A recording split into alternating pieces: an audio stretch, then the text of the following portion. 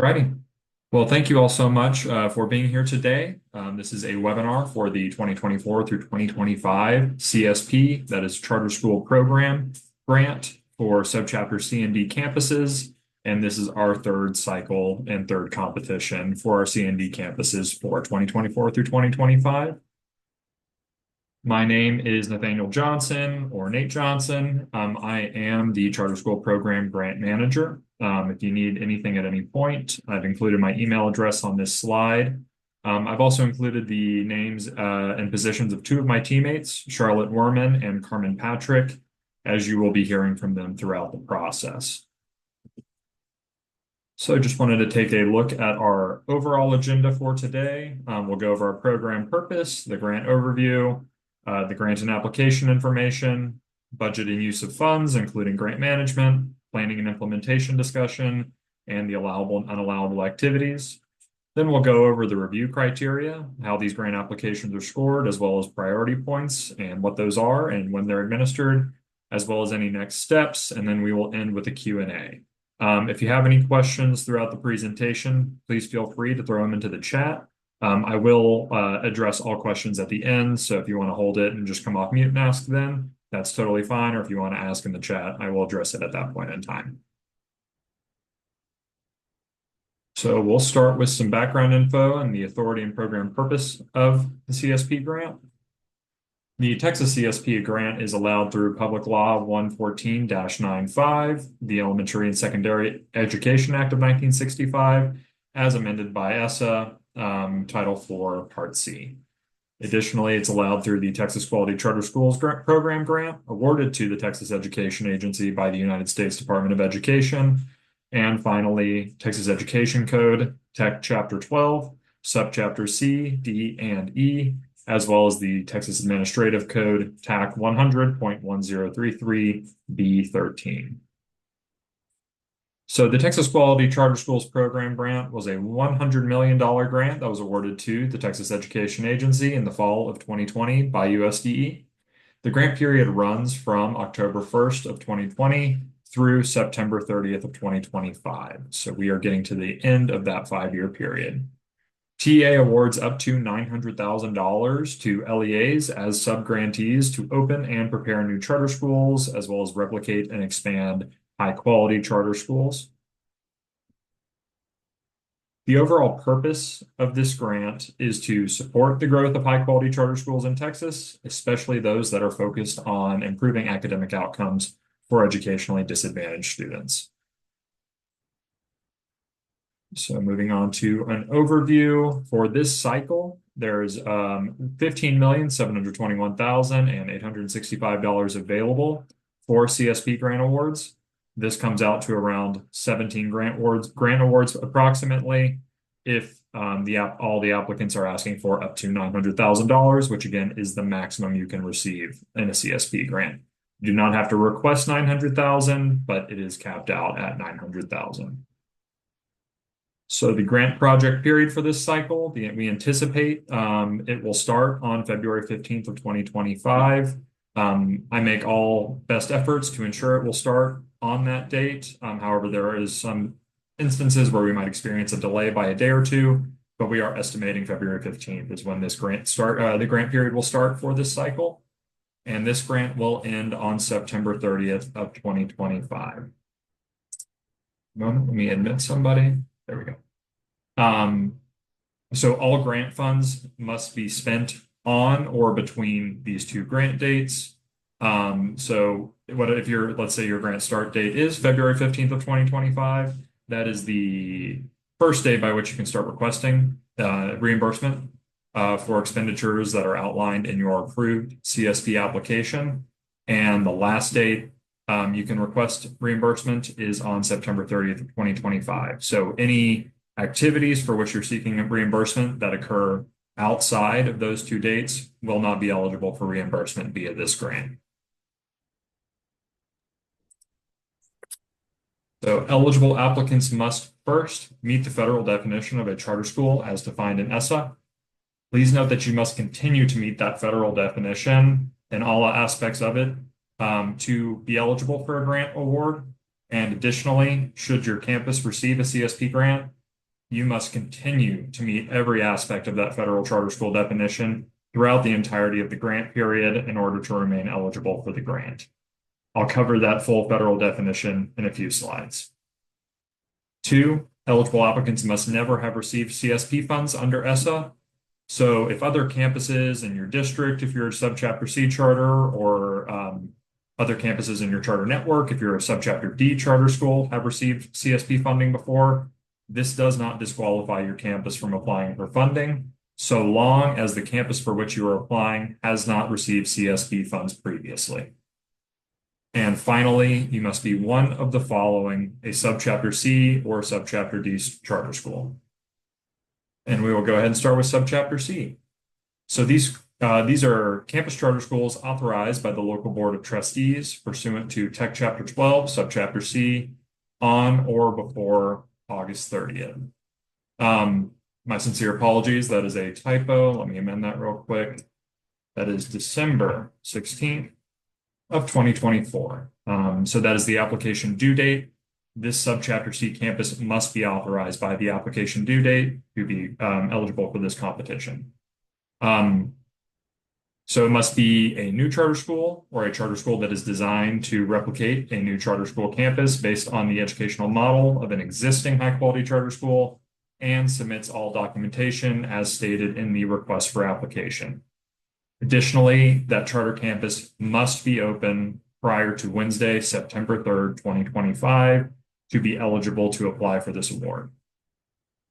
Additionally, please note that the application must be signed by the district superintendent or the appropriate designee, not the operating partner. All Subchapter C campus charter schools must apply through the public school district. So moving on to our Subchapter D campuses. These are state authorized charter schools that have been designated by the Commissioner of Education for the 24 to 25 or 25 to 26 school year as a high quality campus and does not have a current CSP grant. These open enrollment charter campuses must have submitted an expansion amendment and a corresponding high quality designation amendment for the 24 to 25 or 25 to 26 school year by December 16th of 2024. Again, that's the application due date to be considered for funding. Please note that both of these amendments must be submitted by the application due date, but your campus will be ineligible for award if for any reason either amendment is not approved by the Commissioner of Education. And additionally, just like the Subchapter C campuses, these Subchapter D campuses for which you're applying must be open prior to Wednesday, September 3rd of 2025. So a little more on those amendments. If you are a Subchapter C campus, this is not applicable to you. If you are a Subchapter D campus that is looking to apply, this is for you. So for Subchapter D schools, in order to expand or replicate and receive a CSP grant, you must first submit a non-expansion amendment for the high quality campus designation, which again must be approved. 2, you must submit an expansion amendment for an additional campus that must be approved. Please note that, again, I just want to reiterate, as there's been some confusion in previous cycles, the Commissioner of Education must approve both the submitted expansion amendment and the high quality campus designation amendment to be awarded a CSP grant. So you could be the highest scoring application we receive. However, if one of these amendments is not approved, your campus will not be eligible to receive funding. Next, that campus must never have received CSP funds for the proposed campus, and again, must begin serving students by September 3rd of 2025. So just to go over a partial list of the criteria that must be met for your campus to receive that high quality campus designation. The full list of requirements can be found in TAC Chapter 12, 1033B13. You can also reach out to your TEA portfolio coordinator, and they'll be able to provide, they handle the amendment process, they handle both of these amendments, so they'll be able to answer any questions you might have on that, and if your campus meets these criteria. So that your campus must be accredited, 50% of your students are in tested grades, at least 50%. The campuses will be evaluated under standard accountability, must be rated an A or B for 3 consecutive years. All campuses operated by the charters are rated an A or B. No campuses operated by the charter have federal interventions ongoing. And finally, that high quality campus designation amendment must be paired with an expansion amendment.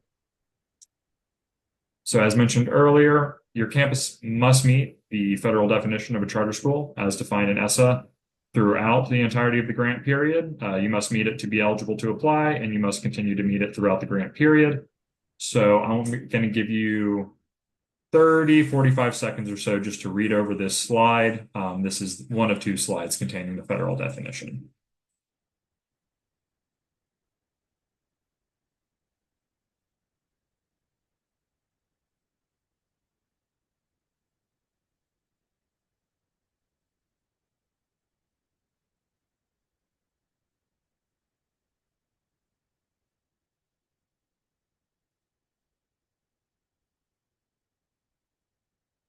Two quick parts of this definition I want to highlight. First is does not charge tuition. Absolutely no part of your proposed CSP recipient campus can charge tuition. That includes pre-K. So if you're receiving a CSP grant, you will only be eligible for the funding so long as you are not charging tuition of any kind for any grade level. And additionally, elementary or secondary education does not the Texas definition, or sorry, the U.S. Department of Education definition of that does not include pre-K. So if you are only seeking to serve students in early education and pre-kindergarten, you will not be eligible for a CSP award. You must serve at least 1 grade level of K through 12 education to be eligible to receive an award. So for example, if you are serving pre-K students and kindergarten students and first grade students, you are eligible to apply for this grant as you provide a program of elementary education for kindergarten and first grade. However, if you are proposing to serve only early education and pre-kindergarten students, you will not be eligible for this grant. Moving on to the second slide and the remaining aspects of the federal definition, I'm going to give you another 30 seconds just to read over these.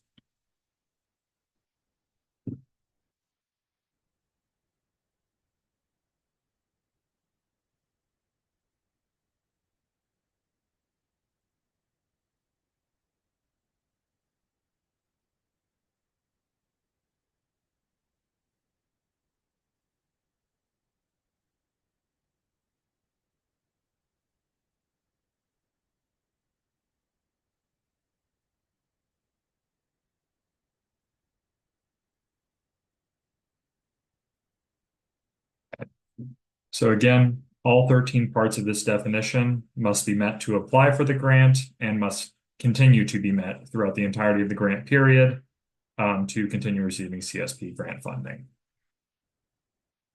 So moving on to some other CSP grant requirements, you must have policies that are aligned to the Code of Federal Regulations under EDGAR for procurement, depreciation, conflict of interest, and disposition of assets. You must have sufficient internal controls, including segregation of duties to mitigate the risk of waste, fraud, and abuse. You must appropriately tag and maintain effective control over assets purchased with CSP grant funds.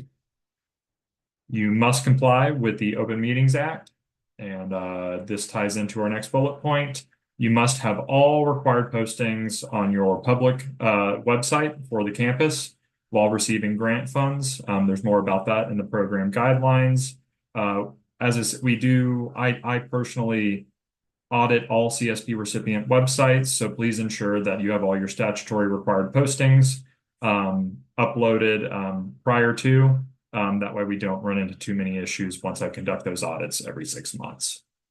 And finally, you must participate in monitoring activities such as, but not limited to, on-site site visits, desk reviews, and annual evaluations. One of the assurances you agree to when filling out your application is to participate in these activities. It is a requirement of receiving the grant. So there is no choice to opt out. There is an annual evaluation form, an interim and final, that is sent out. You're required to complete that, sort of giving us a narrative update on how the grant has gone so far, as well as a few other Qualtrics surveys here and there. So moving on to the application elements, some grant and application information. This competition was posted, as well as the application on November 1st of 2024, 11 days ago. I want to highlight that I do have application office hours made available to you on November 19th and November 21st. The link to register for that Zoom meeting is in the program guidelines. If you have any questions about your application, please feel free to register for that meeting. Come drop in and I'll do my best to assist you in a prompt fashion. The application due date is December 16th, 2024 at 11:59 p.m. Central Standard Time.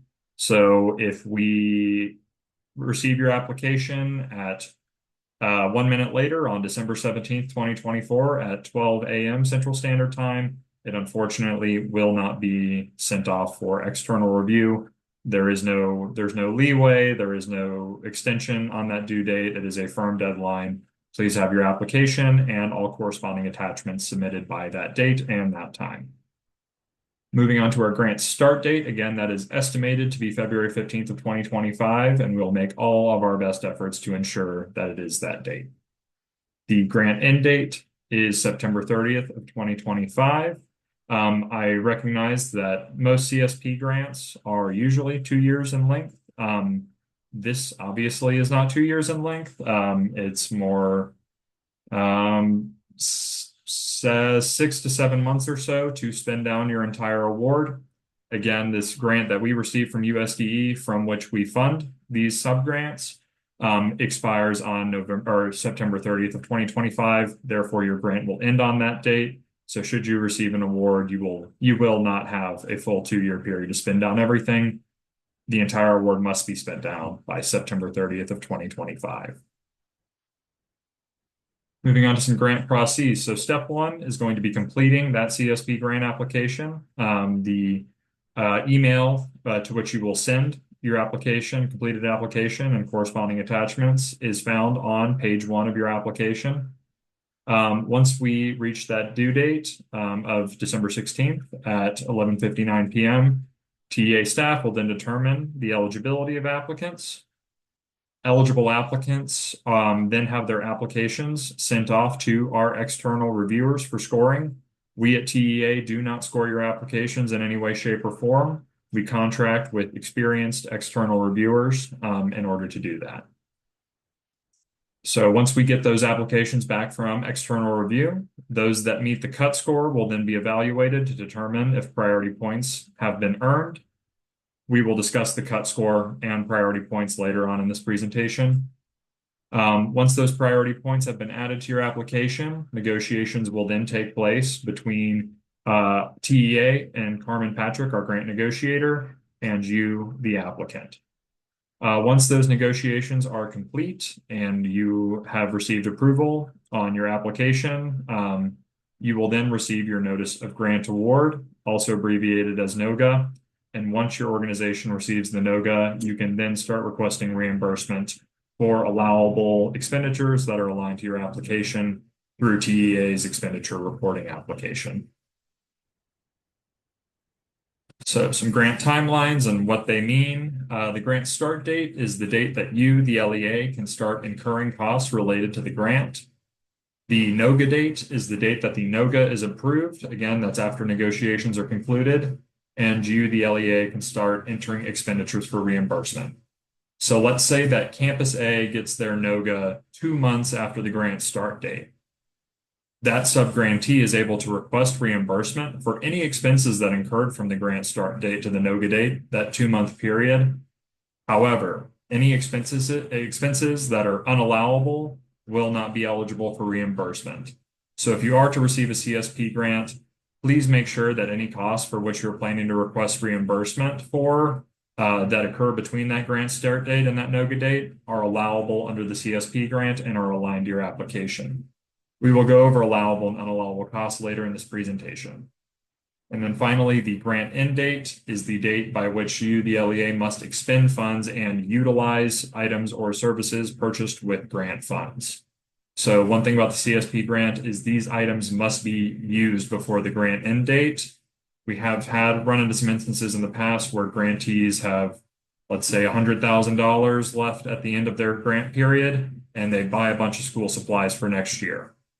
We were not able to approve those expenditures for reimbursement, as that's considered stockpiling. So anything you plan to reimburse with the CSP grant must be received and utilized by the grant end date 9/30/25. So to highlight, the CSP grant is a reimbursement grant. Funds are not front-loaded to you, the grantee, in any way, shape, or form. You will incur the expenses outlined in your approved grant application and then submit payment requests through TEA's expenditure reporting system to receive reimbursement.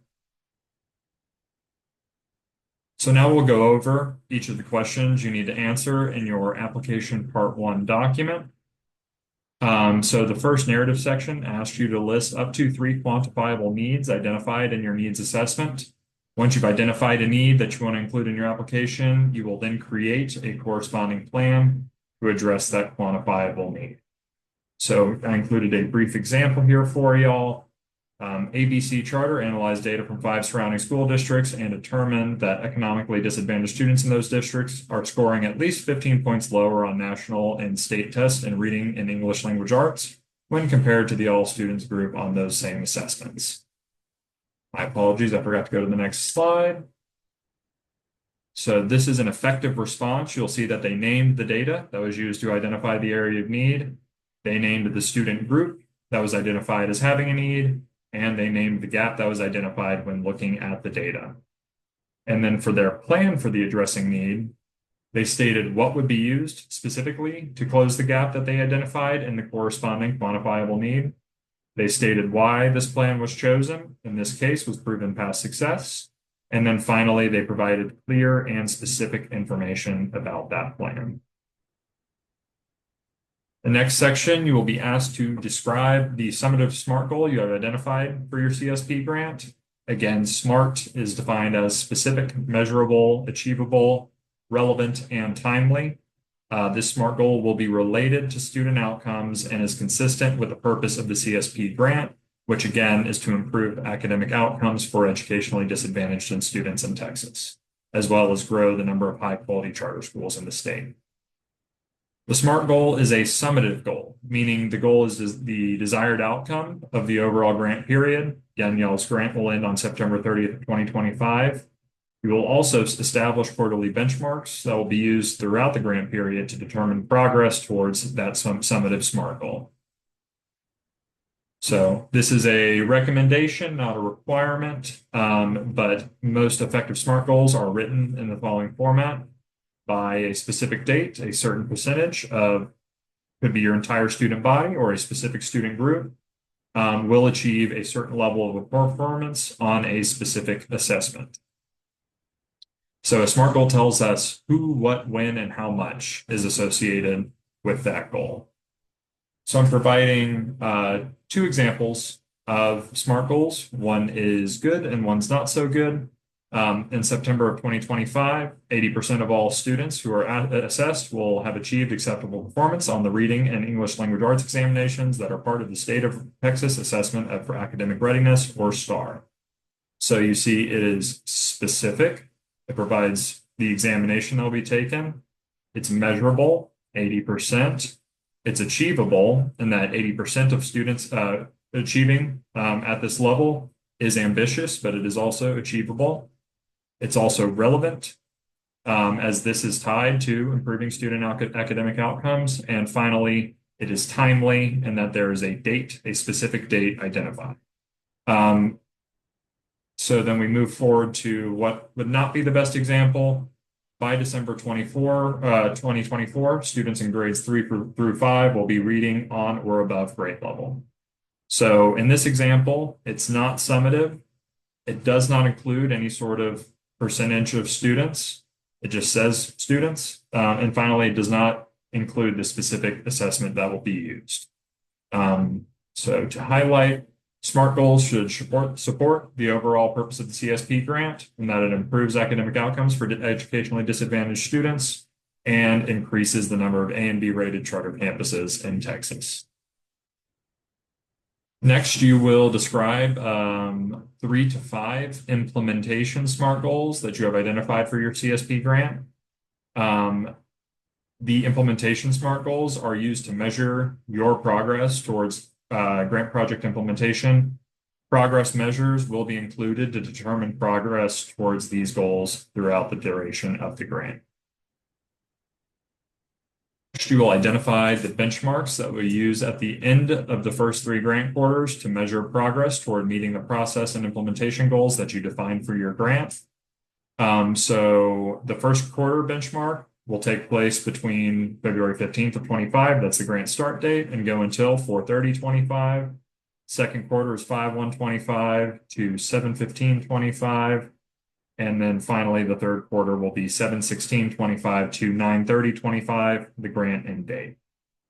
So these benchmarks should correspond with your ambitious yet attainable SMART goal that you set for student outcomes earlier in your application. These goals should all be measurable, so I recommend writing them in SMART format as well.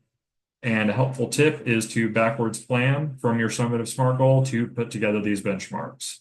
So let's say your summative SMART goal is 85% of grades 3 through 8 students will achieve, 85% of them will achieve meets on a specific STAR test. So when you're establishing your benchmarks, work back from that. How are you going to get to that 80%? If you're at 40 to start, quarter 1, 50%, quarter 2, 65, quarter 3, 75, and then building up to that final summative goal. So again, these benchmarks should tie into your SMART goal. Next is project evaluation and modification. We're going to ask you to describe how you will use project evaluation data to determine when and how to modify your program. If your benchmarks do not show progress towards meeting your summative SMART goal, describe how you use evaluation data to modify your program for sustainability. So when I'm doing negotiation notes, here is what I'm looking for. I want to see what specific data will be collected, when it will be collected, and how it will be collected, who will collect it, and how will they analyze it. Also include some methods to solicit feedback and monitor effects of the grant. And finally, we'll want you to describe the process for making modifications. How are you going to make modifications in the instance that you need to, and correct any deficiencies that you're finding after analyzing that data. Next is a checklist. There are 5 different program assurances. All applicants will need to agree to all of these 5 assurances. If you are unable or unwilling to agree to any of the 5 assurances and you do not check that box, you will not be eligible to receive a CSP award. So moving on to the statutory requirements. All applicants must answer statutory requirements number 1 through 9. I know this is a lot of text, so I will just skim over some of these. Please note that these statutory requirements are taken directly from language in ESSA Title IV Part C. We do not create these questions. They are provided to us as it is defined in ESSA. So first, I want you to describe the roles and responsibilities of the eligible applicant, any partner organizations, and CMOs as applicable, including the administrative and contractual roles and responsibilities of such partners. After describing clearly the roles and responsibilities of the district, of the charter operator, the district if applicable, and the CMO if applicable, we'll want you to also clearly describe how the grant funds will be managed and who will manage them specifically, or if there are multiple partners involved. And then also we want you to describe each entity's role in progress monitoring and decision making. Number 2, you'll describe the quality controls agreed to between the eligible applicant and the authorized public chartering agency involved, such as the contractor performance agreement, how schools' performance or in the state's accountability system and impact on student achievement will be one of the most important factors for renewal or revocation of the school's charter, and how the authorizer will reserve the right to revoke or not renew the school's charter based on financial, structural, or operational factors involving the management of the school. So this question will need you to clearly describe how the authorizing agency will monitor the campus performance, operations, and financial situation. All three must be discussed. Moving on to statutory requirement number 3, we'll need you to describe how the autonomy and flexibility granted to the proposed charter campus is consistent with the definition of a charter school, including how the proposed charter school campus will have a high degree of autonomy over budget and operations and personnel decisions. And it also will need to include a detailed description of the ways in which the proposed charter school campus will be permitted to govern autonomously, as evidenced by the day-to-day decision makers at the campus and their input with regard to the school's curriculum, calendar, budget, and daily operations. For subchapter C charter schools, you will also additionally need to describe how the autonomy afforded is far beyond what is typically afforded to traditional campuses within that school district. For number 4, we'll need you to describe how the planned academic program will support improved academic outcomes for educationally disadvantaged students. This question is a more recent addition to the application, saying that the overall purpose of the CSP grant is to improve these outcomes for educationally disadvantaged students. We felt it appropriate to add the question in. So your response to this should align to your SMART goal, your student outcome SMART goal, and benchmarks. And it should also correlate to the grade levels your campus plans to serve. And finally, it will need to include specific information about how the academic program will impact educationally disadvantaged students. Number 5, you'll describe how the eligible applicant will solicit and consider input from parents and other members of the community on the implementation and operation of the proposed charter school. You'll need to discuss how you will solicit and consider input from both implementation and operation. I've seen a lot of applications where people address one or the other. We need you to talk about both. So clearly describe the strategy used to gather input. So it's not acceptable to say input or feedback will be solicited, input will be sought after. How specifically are you going to do that? Town halls, surveys, so on and so forth. And then you'll need to describe your plans for ongoing effective parent and community engagement. So what variety of strategies will you implement to ensure that the communication is occurring? And these plans should be ongoing, not just one-time events. These are ongoing activities. And finally, it should not include anything that's unallowable, such as unallowable for reimbursement via the CSP grant, such as purchasing food or gifts for attendees of these events. That cannot be included if you are planning to pay for it out of the CSP budget. Moving on to number 7, you'll need to describe your plan for meeting the transportation needs of the students at the proposed charter school campus. As I'm sure y'all know, charter schools in Texas are not required to provide transportation for the general student body. However, charter schools are required to meet the transportation needs of students receiving special education who would be unable to attend classes without the transportation services outlined in their IEP, and also students eligible under Section 504 of the Federal Rehabilitation Act who would be unable to attend classes without special transportation services. And when you're responding to this question, you can't just say, we will provide transportation for students receiving special education or students protected under Section 504. How specifically are you going to meet those transportation needs of those students, even if you're not providing transportation for the general student body? Question 8A, 8B, and 8C. You're going to describe your planned activities for grant funds for planning activities, but you'll then describe the planned activities for implementation, the implementation phase of the grant, and finally, how will you maintain financial sustainability after the end of the grant period and the expiration of that $900,000 in additional grant funding? So 8A and 8B are narrative descriptions of what should be found in your proposed budget. So we'll see that an example or screenshot of that later on in this presentation. But please note that whatever you put in 8A and 8B must match up with what is in your proposed budget. If you have $20,000 set aside in your proposed budget for professional development to occur during the planning phase of the grant, and we go to 8A and we don't see any narrative about that proposed expense, we will be addressing that in negotiations. So please just ensure 8A and 8B match the budget later on in the application. For 9, you'll need to describe and justify any request for waivers of any federal statutory or regulatory provisions that you believe are necessary for the successful operation of your charter school. So most applicants we have do not request waivers of any sort, but please note that if you do request waivers, you must address everything in this question. If you are not requesting any waivers, please do not leave this section blank.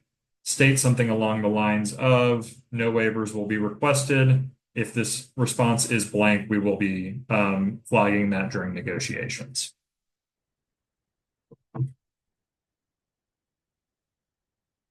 right, moving on to questions 10 through 14. Again, all applicants must answer statutory requirement questions 1 through 9.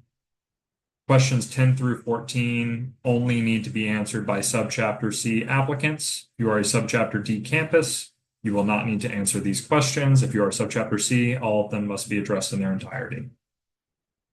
So number 10, we need you to describe the educational program at your proposed charter school campus, including how that program will enable all students to meet challenging state student academic achievement standards, the specific grade levels or ages of children to be served, and finally, the curriculum and instructional practices to be used. One thing to note on that curriculum portion, high quality curriculum is not specific enough. We need you to identify what curriculum specifically by name will be used at your campus. So one note, if the district has partnered with an entity to replicate a high quality charter school model, the description of the educational program must contain the name of the high quality charter school that is being replicated, along with any additional pertinent information that demonstrate the charter school meets the definition of a high quality charter school. Question number 11, you're going to describe how the district authorizer will monitor the proposed charter school campus and recruiting, enrolling, retaining, and meeting all the needs of all students, including children with disabilities and English learning students. So in this, you'll need to identify how the district will monitor the recruitment of these students, how they will monitor that the charter is properly enrolling those students, and how will they monitor that the charter is meeting the needs of all of those students, including those in special populations. Finally, you will need to describe what actions the district will take if any deficiencies are found within that monitoring process. And then number 12, describe the manner in which an annual independent financial audit of the campus is to be conducted. The campus charter must have a plan for an audit that is separate and apart from the district's annual financial audit. So please state who will conduct that audit and how it will be shared with the district, as again, it cannot be a part of the annual financial audit that the district runs. Number 13, describe the manner in which the campus will provide information necessary for the school district in which it is located to participate in the Public Education Information Management System, PEIMS. So how is this charter school going to report information, PEIMS information to the district, and then name the specific student information system that will be used? And then final narrative response, number 14, describe the manner in which the charter will flow other federal and state funds to the proposed charter school campus. What is the timeline for flowing those funds to the campus? And how will that ensure that students are promptly receiving the benefit of services that appropriate federal and state funds can provide? So we need to know specifics like quarterly, on this month and year, every 6 months. When will these funds be flowed to the campus? How is the district going to determine the amount of funds that the campus will receive? You'll need to provide any details about the process in which federal and state funds will be allocated after the district receives them. And then one thing to flag is that no administrative fees may be retained by the district from the CSP grant. So in your original authorizing contract, there might have been an agreement where an administrative fee will be paid to the district. Please note that absolutely no CSP dollars can be used to reimburse or pay for that administrative fee. that needs to come from other sources if that is something applicable to your Subchapter C charter campus. So moving on to the next section, the TEA program requirements. We'll need you to tell us the population you project to serve in the 25 to 26 school year. And additionally, we'll need to know the projected number of students who would otherwise attend an F-rated campus in 2025 to 2026. Should you input any number of students in number 2 on TEA program requirements, you will need to provide the names and CDC numbers of the F-rated campuses if you did fill out any sort of information for number 2. And then finally, if your campus is going to be located in a qualified opportunity zone, please provide the census tract number of that QOZ. If your campus is not going to be located in a QOZ, please do not leave that section blank and put none or NA in that blank box. If it shows up blank, we will be addressing that during negotiations. Next, on TA program requirements, number 6, you will need to describe your lottery procedures to admit students. If more students apply than you're able to accommodate. A few notes about this. Charter schools receiving CSP funds must use a lottery to enroll students if more students apply than there are seats available. Lotteries must include all eligible applicants and be random in nature. Gender-based lotteries for CSP grantees are not allowed, neither are weighted lotteries. Some exemptions from the lottery apply. Those exemptions and scenarios will be found within the program guidelines. Which, just to highlight on the program guidelines, I highly encourage each and every one of you to read over and digest the program guidelines in their entirety before starting your CSP application, as that will save you a lot of potential trouble in the future. Just make sure you're very familiar with the program guidelines before proceeding. So moving on to the attachments for this grant competition. Subchapter D charter schools will only need to complete attachment 1. Subchapter C charter schools, you will need to complete attachments 1 through 5. So attachment 1, federal definition. Sub C and D schools need to have that completed and submitted with their finalized grant application by the due date. Attachment 2, documentation of authorization to charter. We need to see that signed document. Attachment 3, Board of Trustees approval, the approval of this Subchapter C charter campus. Attachment 4 is a narrative description from the superintendent. And then attachment 5 is for priority point purposes. There will be questions you respond to there.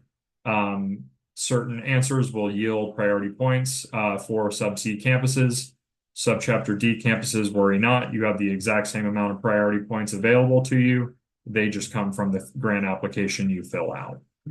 So both Sub C and Sub D campuses are able to receive the same amount of priority points.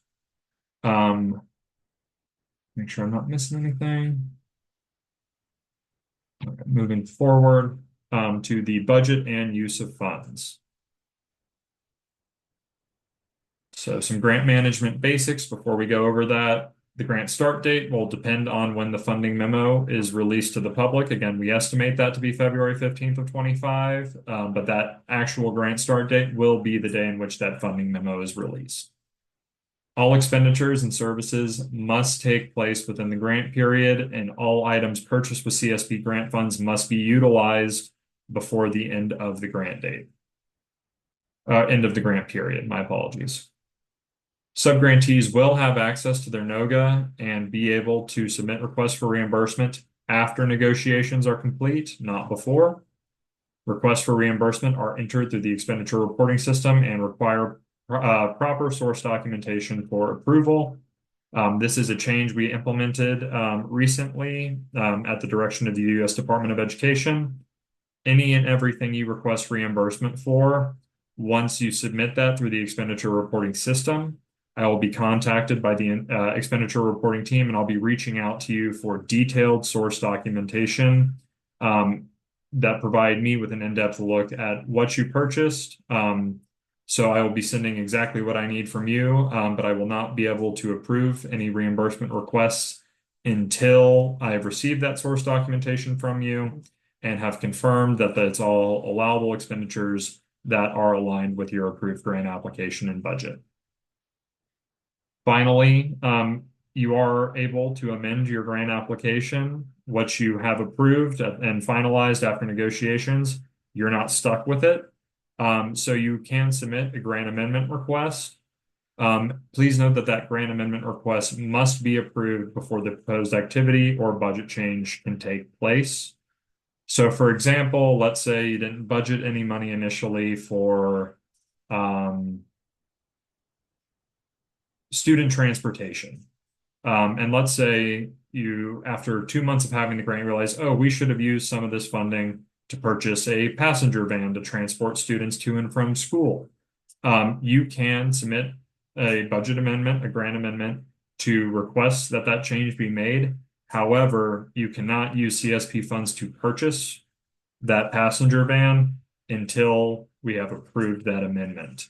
So if you were to make that purchase before the amendment is approved and we end up having to deny the amendment for any reason, you will then be on the hook for that expense. So please wait until those grant amendments are approved before you carry out the activities you're hoping to with that budget amendment.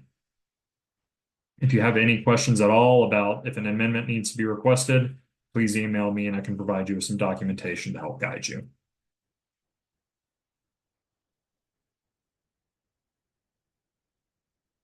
So some grant timelines. The CSP grant is broken into two different phases, the planning phase and the implementation phase. So the planning phase, that's where activities related to the planning and program design of the charter's educational program can occur. These activities usually take place during the period from the grant start date to the first day the campus starts serving students. Not that this is applicable in y'all's situation, as y'all do not have an 18-month grant period, but planning activities cannot occur for more than 18 months. The implementation phase is where activities related to the implementation of your charter's educational program are allowable. These activities usually occur between the first day your campus begins serving students and the grant end date. So this timeline down here just visualizes what I said and the information you're finding on the slide. The planning phase, the start of it is the grant start date, and it goes up until the first day of school. At that point, the implementation phase starts and goes until the end of the grant period. So if your campus is projected to open in 2025 through 2026, the implementation phase is only going to be 2 months or so. So please keep that in mind as you're crafting your budget that corresponds with your grant application. So some more on planning and implementation. Budgeted expenditures are tied to the type of activity, not necessarily when the expenditure occurs. So some purchases that are allowable during the implementation phase may be purchased before the first day of school. These will still be budgeted as part of implementation. So the phase in which a purchase is allowable is determined by the type of activity and not necessarily when the purchase is made. So I'm going to give you an example for this. Let's say you budget in your implementation budget funding for classroom furniture like desks or smart boards. These purchases are considered implementation activities, but they are necessary to purchase before students arrive on campus. You don't want students showing up and they don't have any desks to sit at or any chairs to sit in. So you can purchase it during the planning phase, although it is an expense tied to implementation and is budgeted in your implementation budget. You can, the phase in which a purchase is allowable is determined by the type of activity and not necessarily when the purchase is made. So some activities are only allowed as planning activities, some are only allowed as implementation activities, and some are allowed as both. So in the planning phase, reimbursement for salaries, contracted personnel, and rent are allowable. Only during that phase. In implementation, you can buy supplies and equipment like textbooks, technology, classroom furniture. That's only allowable as an implementation activity. And then finally, there's professional development and recruitment materials. These are considered both planning and implementation activities. and can occur in both budget categories. So going back over planning, these are tied to the planning and design of your educational program and can include refinement of the desired educational results and of methods for measuring progress towards achieving those results, and professional development of teachers and other staff who will work in the charter school. Historically, in these applications I've seen since I got to the Texas Education Agency, we've seen these charter schools budgeting for professional development a lot of the time. So we're going to move on to some of our allowable uses of funds. I want to highlight that this is not an all-inclusive list. Please refer to the program guidelines for a full list of allowable and unallowable activities. Before we get to that, though, I want to discuss the minimum threshold. So when you're filling, or all costs associated with your CSP grant must meet the minimum threshold of being all four of the following. Necessary, and that is the item necessary for the startup of the charter school. So when you're filling out the application, ask yourself, is what you are proposing to purchase necessary to accomplish your goals that you've stated in your application? Second, is it reasonable, and that would a reasonable person spend that amount of money on that item, and would it withstand public scrutiny? So if you're proposing to serve 5 students in kindergarten with your CSP grant, in let's say in this hypothetical example, they're requesting $500,000 in administrative costs to serve these 5 students, that would not necessarily be a reasonable request. So make sure that the outcomes in the application are justified by the amount you are requesting for that specific item. Third, is it allocable? And that is the cost being incurred specifically for startup, and is the cost proportional to the benefit provided? And then finally, and we'll cover these in the following slides, is the item allowed under the CSP grant program? Again, any item that is not allowable under the CSP grant program will not be reimbursed via the CSP grant, and you will have to pay for that with other funding sources. So some allowable costs for planning activities. Again, this is for the planning and design of the charter school's educational program. So anything involved with that falls under planning. You can do professional development and training for teachers and staff, as well as special education support. Salaries are eligible for reimbursement for the following positions only: teachers, school leaders, and specialized instructional support personnel. What constitutes specialized instructional support personnel is clarified in the program guidelines as well. Please note that certain conditions do apply when it comes to reimbursement of salaries. Salaries cannot be paid for activities related to ongoing operations. Only payroll expenditures for activities that support the planning or program design of the applicant campus are allowed to be reimbursed with CSP funds. No payroll expenditures are allowed beyond the 30th calendar day after the campus begins serving students. Please note that if personnel for which you're requesting reimbursement split their time between ongoing operational activities and planning activities, only the portion of time associated with conducting the planning activities is allowable as an initial operational cost. The charter school must maintain accurate time and effort records to document the amount of time each employee works on tasks related to planning activities associated with the charter school campus. Should you be requesting reimbursement for employees, I will be requesting those time and effort records if their time is split between planning and operational activities, so please have that process in place. Additionally, contracted personnel may be paid from the grant start date up to 30 days after the campus begins serving students. Please note, reimbursement for contracted personnel is only allowable during the planning phase. Certain contracted services are allowed in both the planning and implementation phase, but reimbursement for contracted personnel is only allowable up to 30 days after the campus begins serving students. And then finally, rental or occupancy costs for your school facility up to 30 days after the campus begins serving students.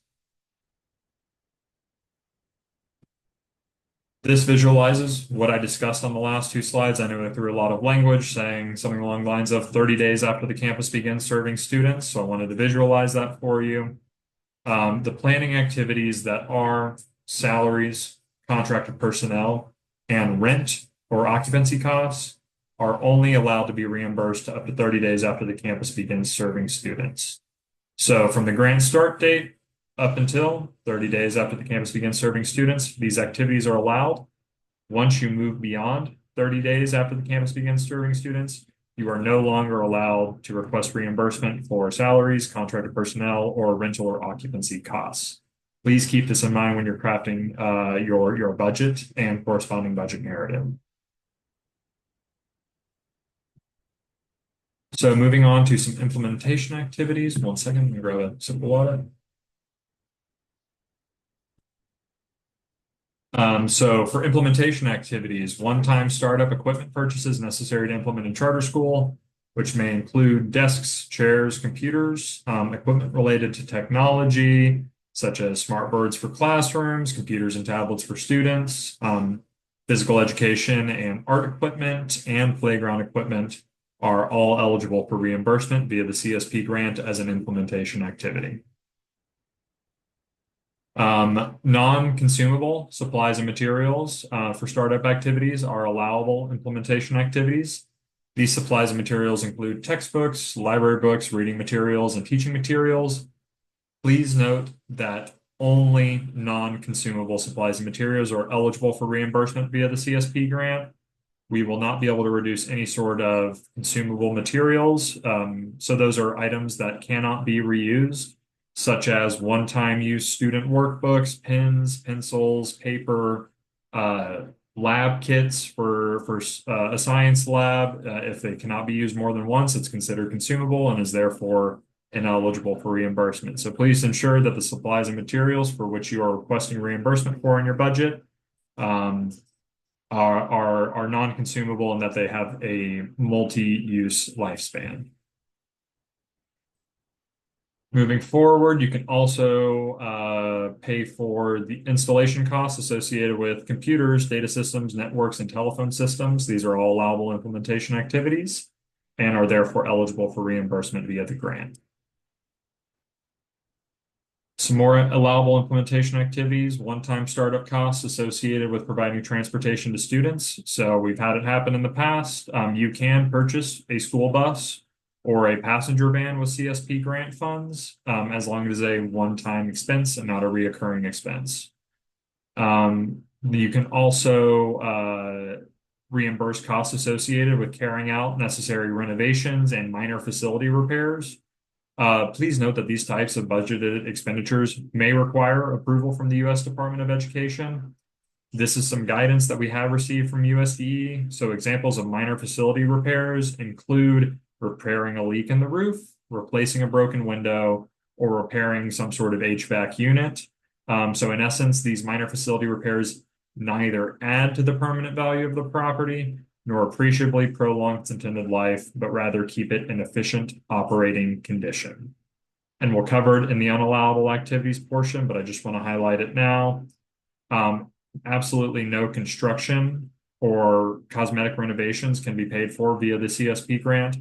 Only costs associated with carrying out necessary renovations and minor facilities repairs that meet the parameters I just described are eligible for reimbursement as an implementation activity.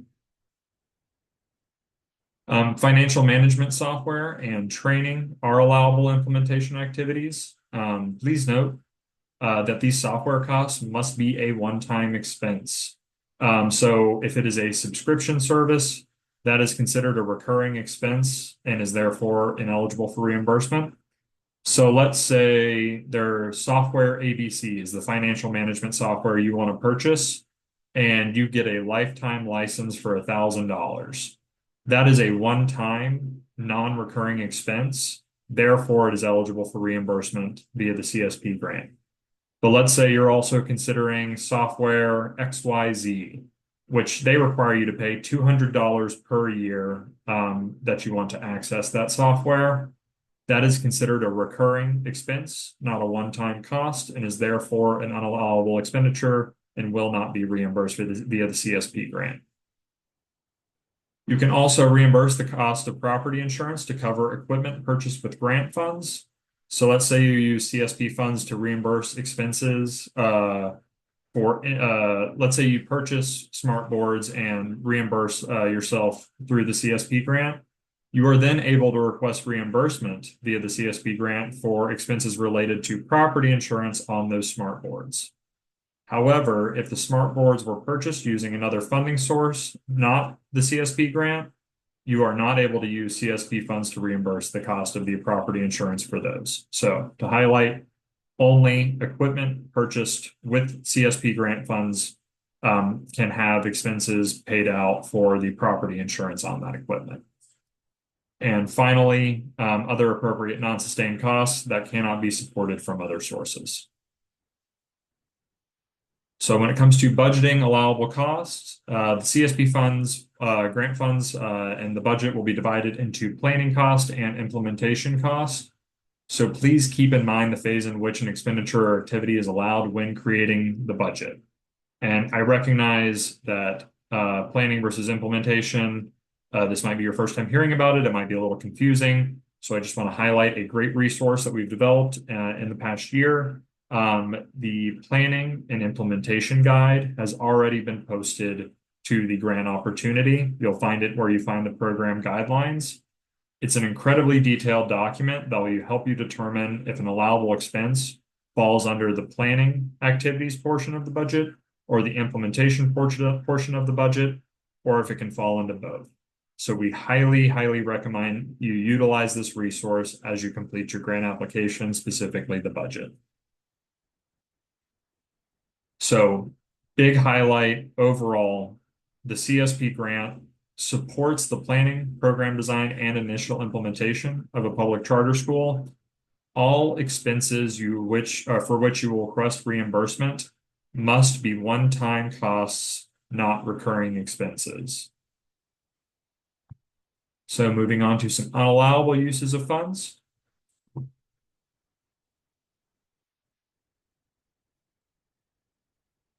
On the next 3 slides, every single thing you see listed is considered unallowable and therefore cannot be reimbursed via the CSP grant. Field trips, the hosting or sponsoring of conferences or advisory councils, cost of membership in any civic or community organization, apparel, swag's great, kids love it, staff love it, it's a ton of fun, it's an unallowable CSP expense. You will not be reimbursed for any purchase of apparel for your school.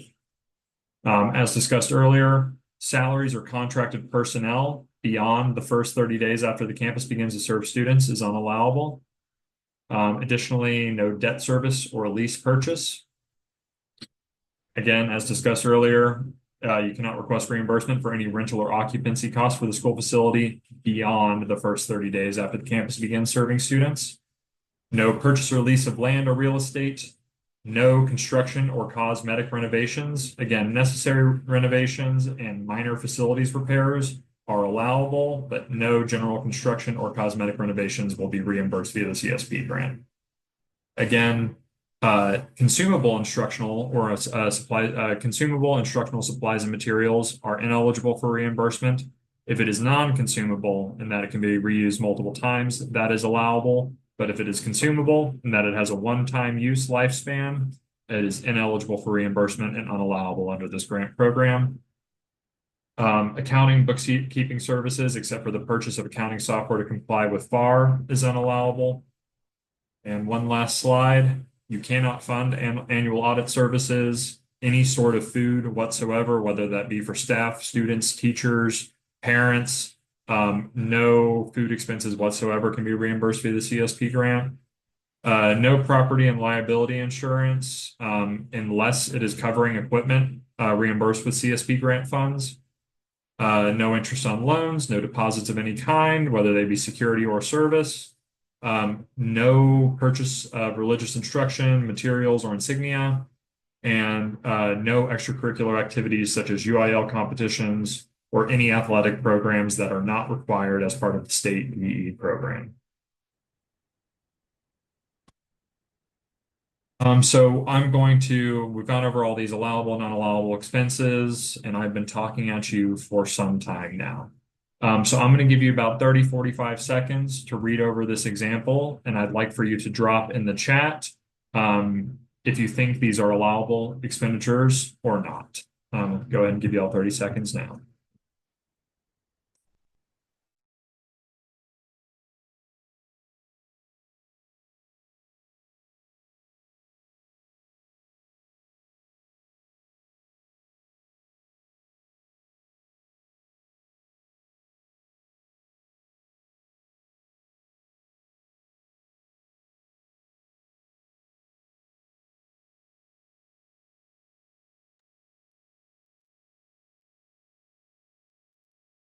So yes, Alan, you are correct. None of these proposed expenses are allowable. The mural is considered a cosmetic renovation, not a necessary renovation or minor facility repair, so that's unallowable.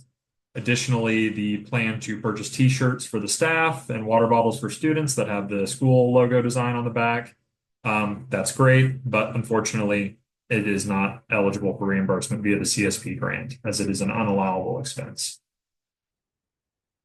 So again, I'm going to give you all another 30 seconds. If you could please drop in the chat if you think these expenses are allowable or unallowable.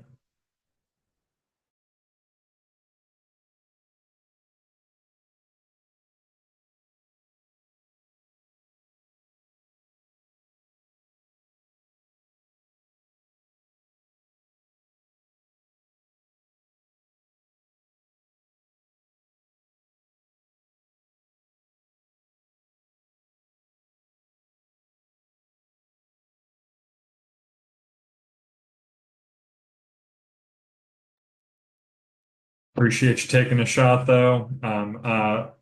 The creation of the monitoring tool for walkthroughs is allowable. That is a one-time expense for a contracted service that has to do with the planning of your charter school program. Um, However, the proposal where they will be paid out for 10 contracted walkthroughs is a reoccurring expense and not one time only. So again, they can reimburse the cost of creating that tool for classroom walkthroughs, but to actually have them come and walk through 10 times is considered a recurring expense and cannot be funded. Yes, correct. Again, I'll give you all another 30 seconds if y'all want to check this example out and let me know if you think that this is allowable or unallowable.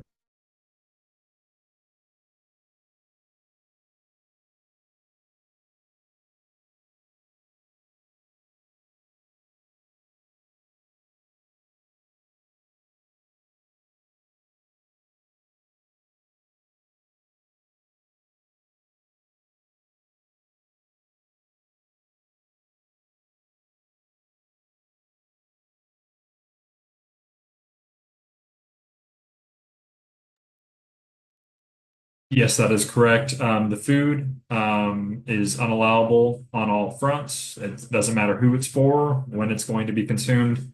Absolutely no food expenses can be reimbursed via the CSP grant.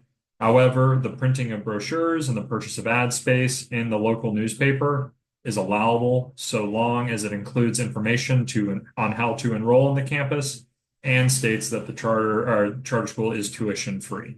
So any sort of marketing materials, the creation of those materials, and the production in terms of printing it out to pass out for distribution, anything of the sort, is all allowable.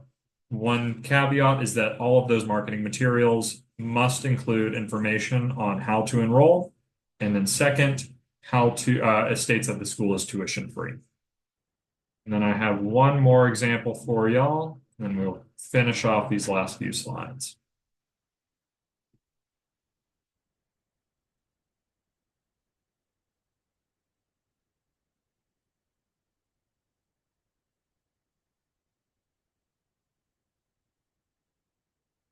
Are correct yet again. All of these expenses are allowable. You can purchase new curriculum. You can pay for training on that curriculum as well. Those are both considered planning activities.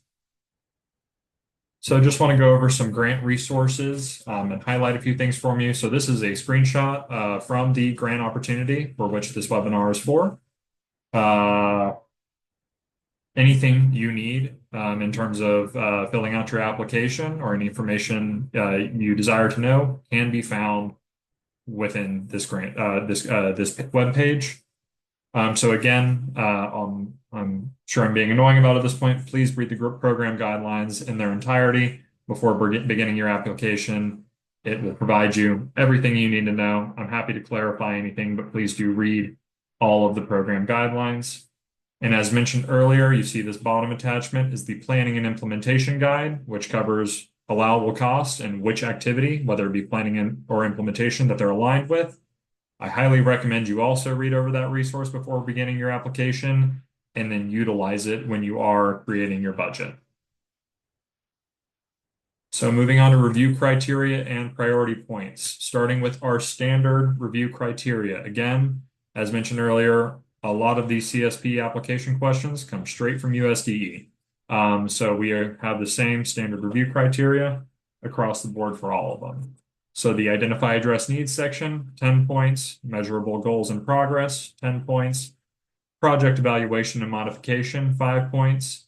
The bulk of it is the statutory and program requirements. Again, that is narratives 1 through 14. If you are a subchapter D campus, you will fill out 1 through 9 and leave the other ones blank or write not applicable. If you are a subchapter C campus, you will need to answer statutory requirements 1 through 14. That is what constitutes this 25 points. And then finally, your budget is worth 10 points. We also have some specific review criteria. Your SMART goal, it is worth 10 points. To get those 10 points, that SMART goal needs to align with the identify and address needs section and the measurable progress section of your application. The quantifiable needs, SMART goal, and benchmarks associated with the measurable progress section must be able to be met or achieved during the grant period. We want these goals to be ambitious, but they need to be achievable by 9/30 of 25. So if your summative SMART goal for student outcomes is for the STAR tests that occur at the end of the 2026 to 2027 school year, it could be meet the SMART criteria entirely.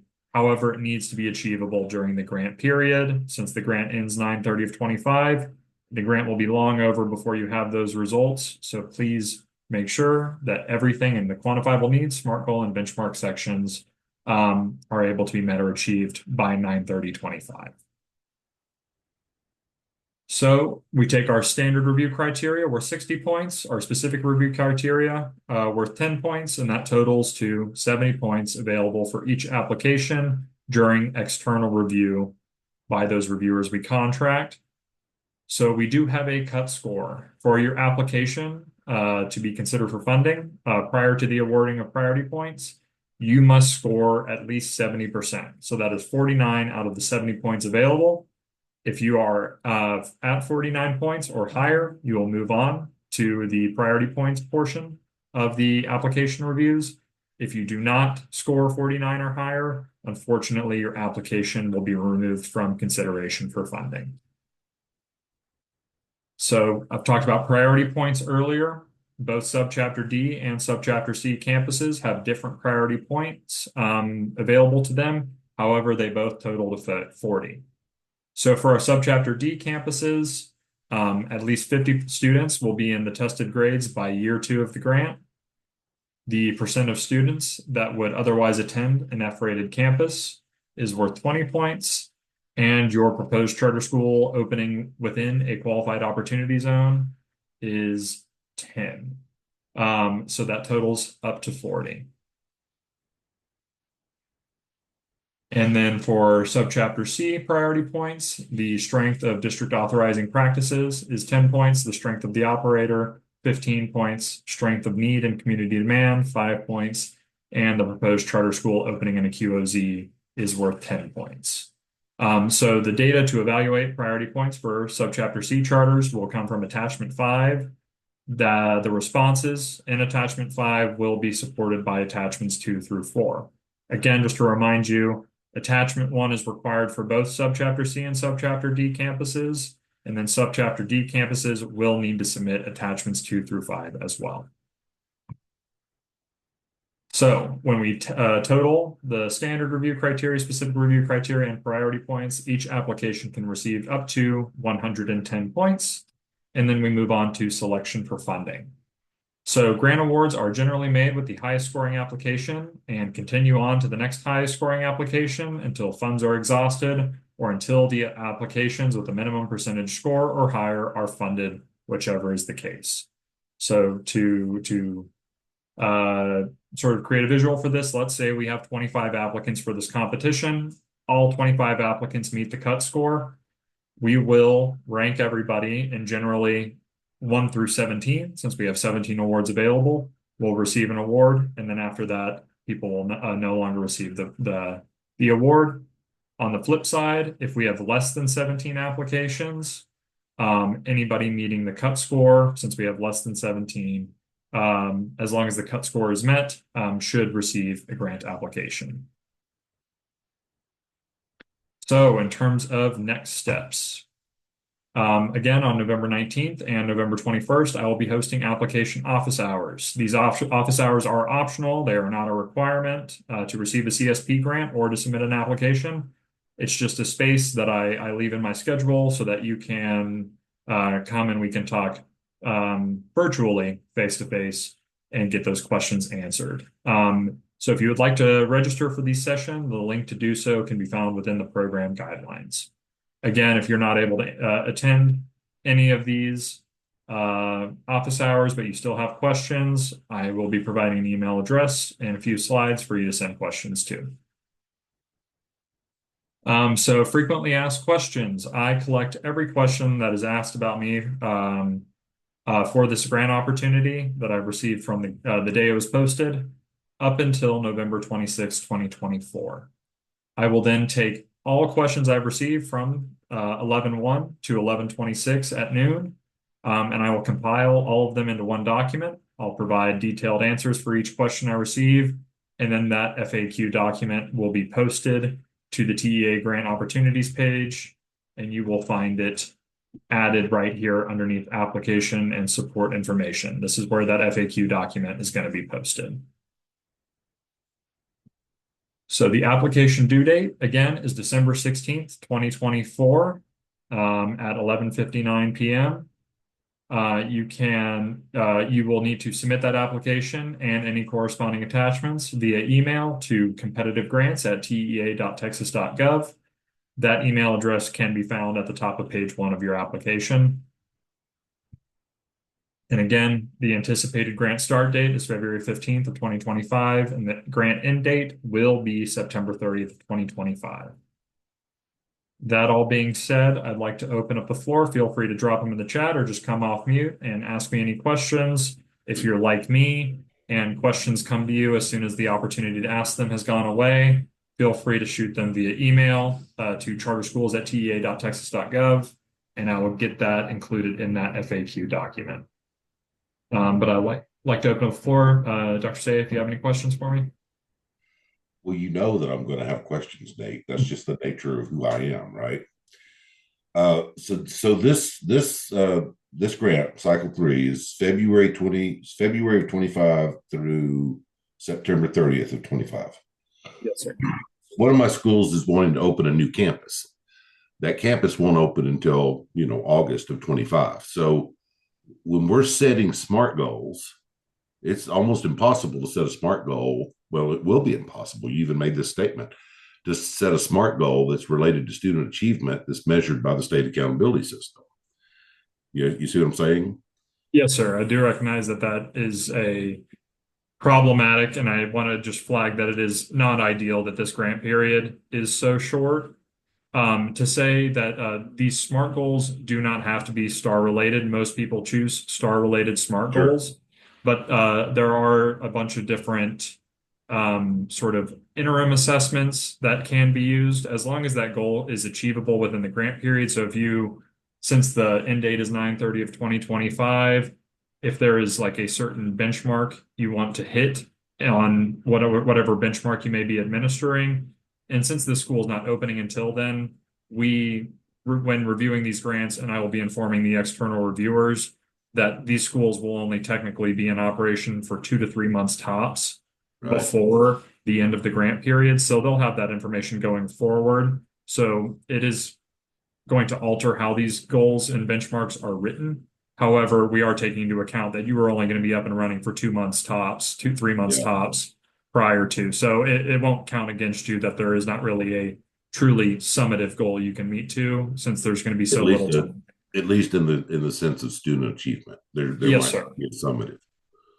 But yes, I think we could probably write something related to like a map score, or, some kind of interim assessment type of a thing. Yes, sir.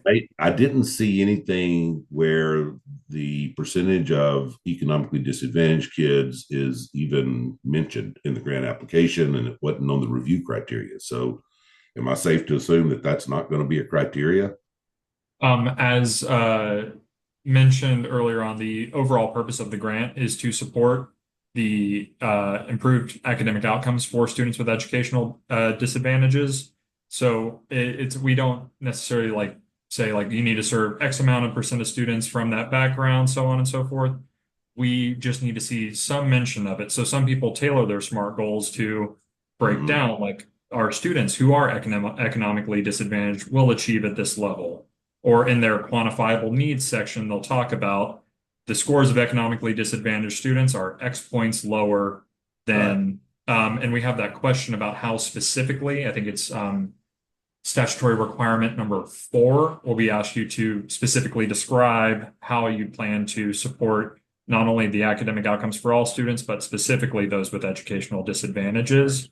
So while we don't ask for this exact percentage, we do still in the different ways in the narrative questions and when you're setting your identified needs, we do want to have that information included there. Okay. So let me clarify. You said an allowable expense was basically the installation of network equipment, right? To get computers and stuff up. So then I would assume in a new construction that while you couldn't pay for the construction and understand that, but the networking wiring part of the new construction sounds like it would be an allowable expense. So the portion of the construction, like for wiring, for electrical infrastructure, that sort of stuff, or No, I, for I for technology wiring. technology, like the installation of a internet server that the whole campus can run on, installation of Right. Wi-Fi, so on and so forth.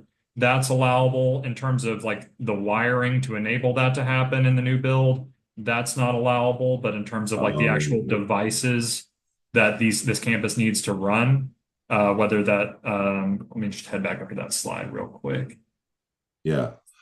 Um, so the So out networks, data systems, telephone systems.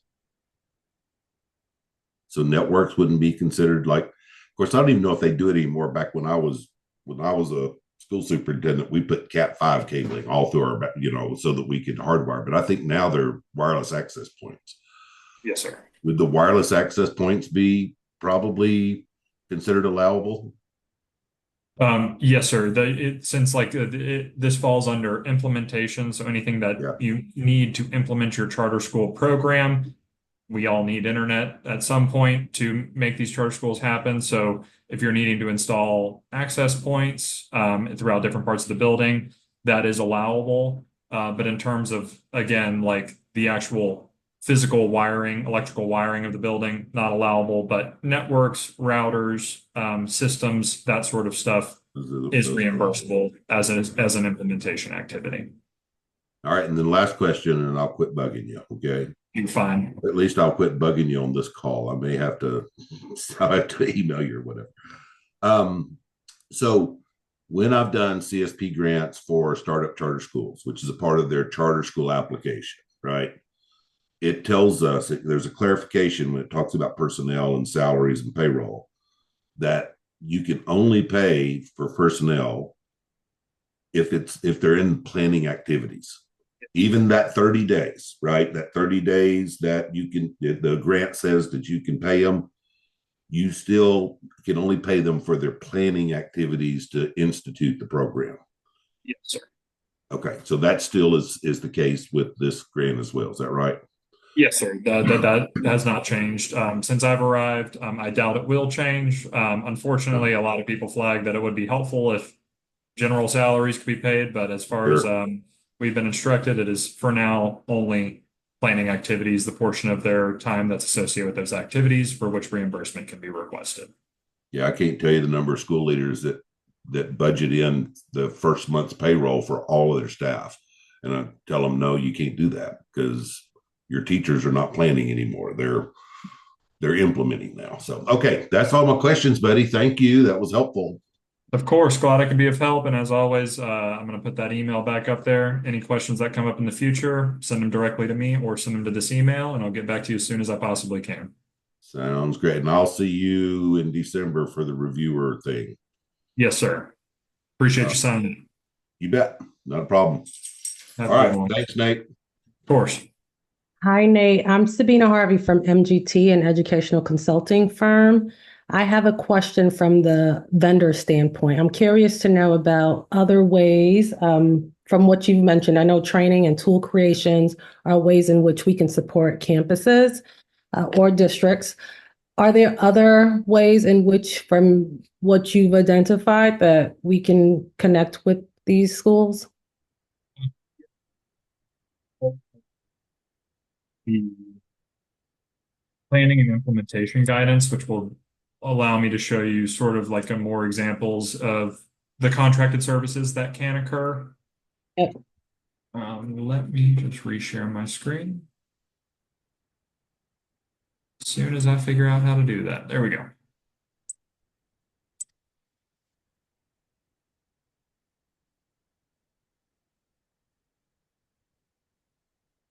All right, are you able to see that? I am. All right, perfect.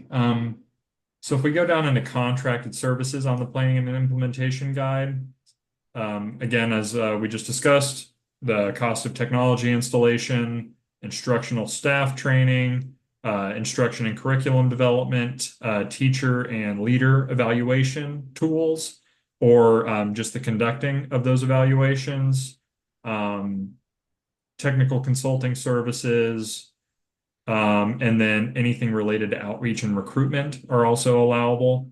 So those are just some more examples of the professional and contracted services that can be reimbursed via the CSP grant. The full list of allowable will again be found within the program guidelines right here. Thank you. That's exactly what I need. Can you drop that link into the chat? Yes, ma'am, I can. One moment. Also, will you confirm that it's expected that 17 schools or networks will receive this award? No, I'm unable to. I do not know who all plans to submit applications by the deadline. I only mentioned that 17 number to state that that is how many awards we have available to make this cycle. Do I know if it will exceed that 17 or fall below it? I do not have that information at this time. My apologies. Thank you. That's all the questions I have. Well, same to you. Anything else comes up in the future, feel free to reach out to me and I'll get back to you as soon as I possibly can. Absolutely. Thank you. Enjoy the rest of your evening. Of course, you as well. Appreciate y'all's time today and thank y'all for sticking around and I hope y'all enjoy the rest of your week.